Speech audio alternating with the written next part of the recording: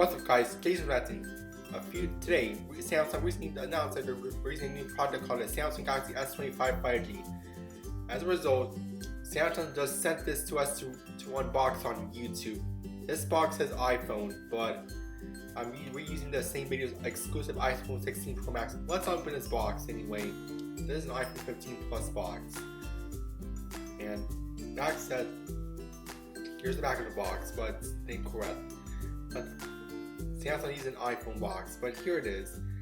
The first thing, the Samsung Galaxy S25 Ultra 5G. But why did Samsung send me an iPhone 13 Pro Max instead of the Samsung Galaxy S25 Ultra? Here's the front of it. You get your table documentation, and that's all we have in the box. It includes all your.